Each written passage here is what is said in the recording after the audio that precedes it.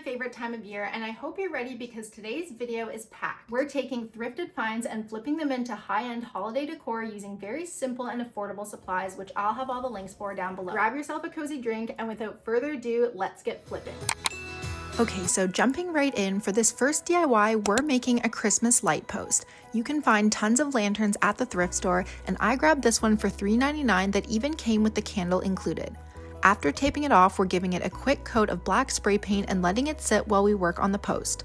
Now, the thrift store always has these pedestal candlesticks which happen to be perfect for this project, and I actually found this one at the same store which fit my lantern perfectly. It looks like someone already did their own DIY on this, but I'm giving it a fresh coat of black to cover up some of the colors showing through. Right now, I just have the lantern sitting on top and it's sturdy enough, but normally you'd use some glue to attach the pieces depending on how well they fit together. Now for the fun part, we are dressing up the light post. I was able to use parts of a recycled wreath for this, but you can find all this stuff at the thrift store, especially right now.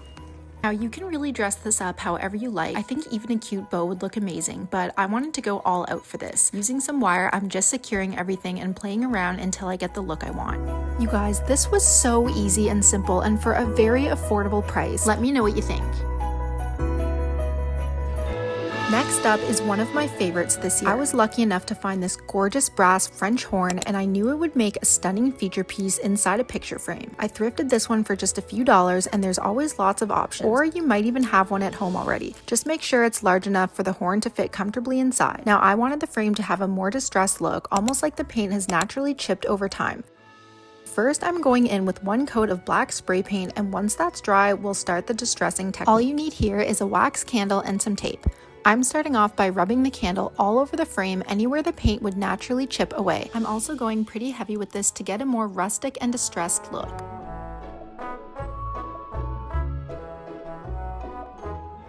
Next, I'm going in with one coat of white chalk paint that I had on hand as my main color.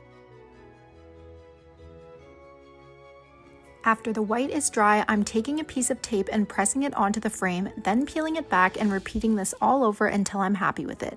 As you can see, the tape is lifting little bits of paint where the wax was, really giving it that perfectly chipped and worn finish.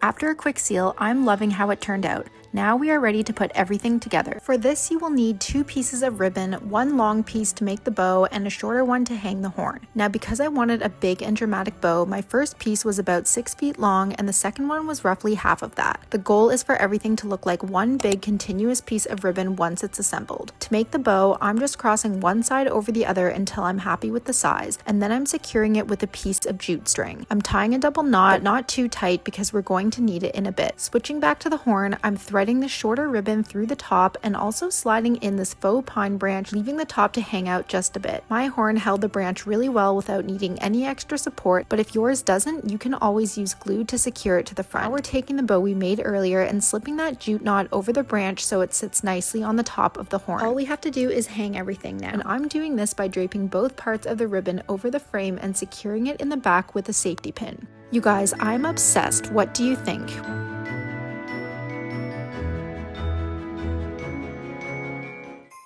Okay, now we're moving on to a smaller but totally essential part of what makes Christmas feel so cozy, and that is candles. You can actually take the wax from an existing candle and remelt it into a brand new vessel. I really like the soft vanilla scent of this one, and it had never been lit. For my vessel, I'm using my favorite dough bowl that you've probably seen in some of my styling moments. I also grabbed this candle wick set from Amazon for under $15, and this really has everything you need. It comes with all the little attachment pieces, 30 wooden wicks, and 100 pre-waxed cotton ones. Think of how many candles you can make with that. It's such a good deal. Anyways, I'll have the link down below for you guys. Alright, so first we're going to start by melting down the wax slowly using hot water. Just let it come to a soft boil. If you're using a glass vessel, make sure to place the candle in before the water starts boiling so it doesn't crack from the heat. While we wait, we can prep the wicks. A little tip, if you want your wick to last longer and burn more evenly, dip it into the hot wax for about 30 seconds before adding it to your candle. And of course, make sure to use heat protection when handling the hot wax.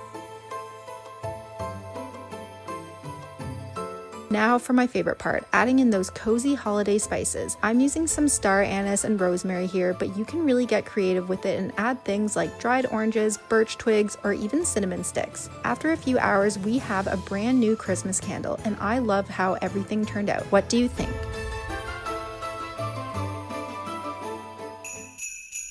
For this next DIY, we're going to be making our own vintage bells. Now, the brass ones you typically see are always a classic, but this year I really wanted mine to look like those real authentic cowbells with more of a rustic and vintage look. This year, I may have gone a little crazy thrifting bells in all shapes and sizes, but I promise they all have a purpose. I also thrifted these stands for a few bucks each that I'll be hanging a couple of the bells on. First, I'm giving each bell a dark base coat, and both black or brown can work for this. Once everything's dry, we're going to be using a mix of 3 things to get the cowbell finish: a warm metallic gold paint, some brown paint, and a bit of powdered cinnamon to give it that aged rusty patina. Starting off, I'm taking a damp paper towel and lightly dabbing on the gold all over a small section of the bell.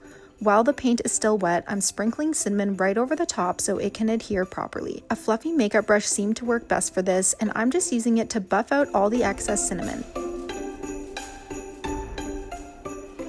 Next, I'm going in with a touch of brown paint to deepen the color, then adding a bit more cinnamon on top.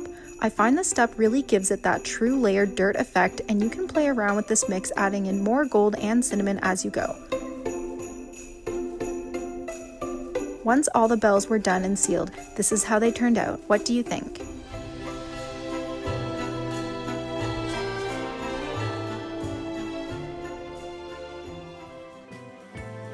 Next up, we're making a bell garland. I'm using some jute rope and more of the painted bells that came in a pack of 15 for just $3.49 at the thrift store. You'll want to start with a piece of jute that's much longer than you think you'll need, because we're going to be tying tons of knots for this look. I actually ran out twice while making mine and had to connect on more pieces of rope, so don't make that same mistake. Next, we're stringing on the bells and tying a double knot to secure each one in place. Feel free to space them out as much or as little as you like. There's really no wrong way to do it. Also, depending on the thickness of your rope and the size of your bell, you could totally get away with just one knot, but since my jute was a bit thinner, I went with the double knots to make each bell stand out a little more. And once that's done, I'm just unraveling the ends of the rope and trimming them so that they're even. This garland turned out so cute. It makes the perfect coffee table accent, looks great as bowl filler, or you can even hang it from your mantle for that cozy vintage Christmas feel.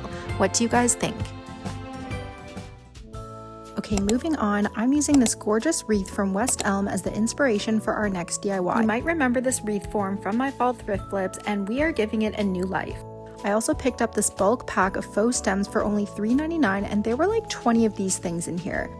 I wanted to tone down the green a bit, so I used a couple of darker shades of spray paint and did about half in each color. The assembly is super simple. Using the same approach as my fall wreath, I'm not using any glue here and just tucking each piece in until I'm happy with the shape and fullness.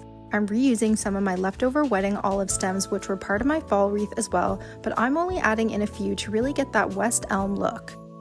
I wanted to add a little bit of my own spin, so I'm including some berries that actually came from the same arrangement as the pomegranates I flipped back in the fall. I was also able to reuse some of the peppercorn berries, and they're perfect for this project. Now, I could have stopped here because I think the wreath already looks gorgeous as it is. The West Elm version has lights on it, so I'm adding in some of these cordless string lights. I got them off Amazon for under $10, and they're probably one of the best investments for the holidays. I love that they have 3 settings, and they also have a really great battery life. I could not be happier with how this turned out, and I really think it's such a close match to West Elm's version. Let me know if you guys like it.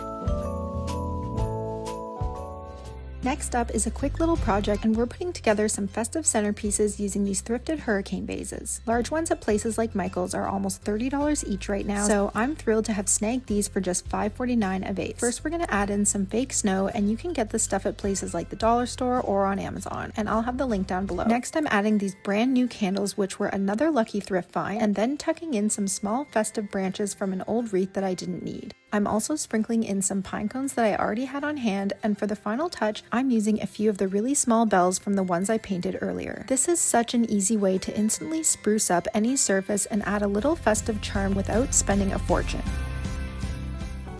Okay, switching things up, I wanted to create something similar to this farmhouse style piece I saw on Pinterest. I thrifted this little wood board that I thought was perfect for this, and it was only 99 cents. Now, I'm using this white paint marker from Michael's to draw in the tree, but you could totally use regular paint with a thin brush if that's what you have on hand. So before drawing directly on the wood, I'd recommend using a stencil or making your own like I'm doing here.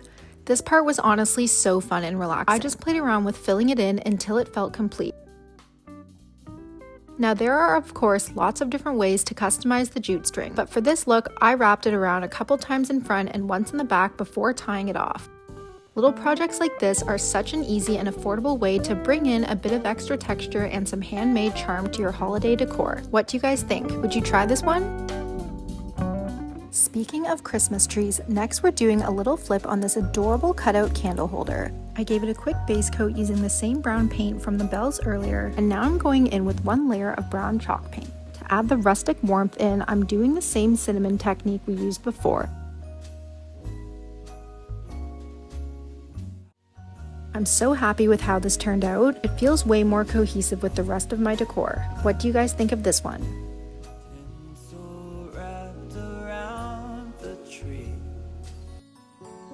This next one is super fun. This shadow box was only $2.99 and we're making some little snowmen using the rocks from my front yard. I'm using some E6000 glue for this, but I also wasn't too worried since the rocks are mostly held in place by the gravity and will be held in snugly between the glass and the mat.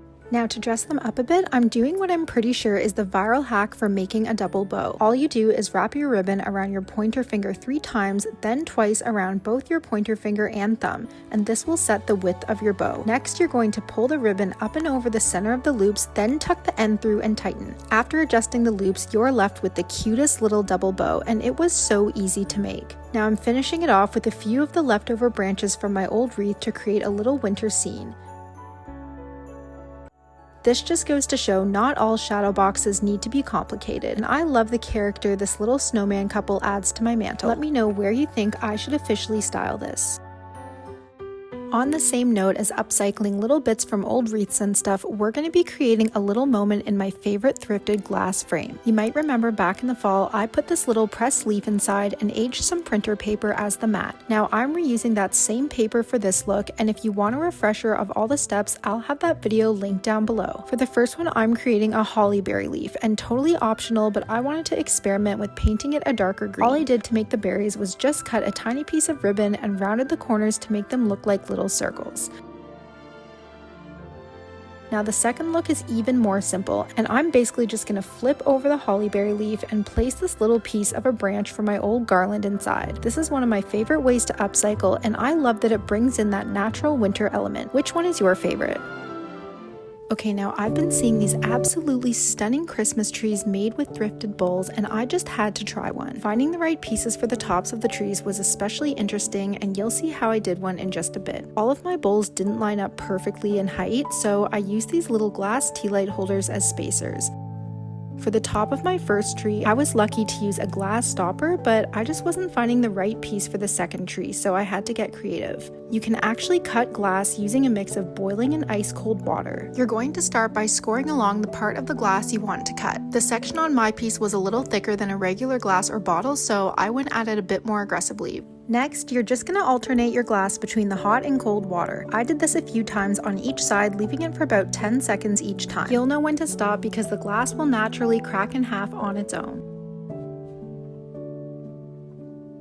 To top off the point, I added this little salt shaker top, and I'm so proud of how both trees came together. All the hunting and Tetris playing was totally worth it.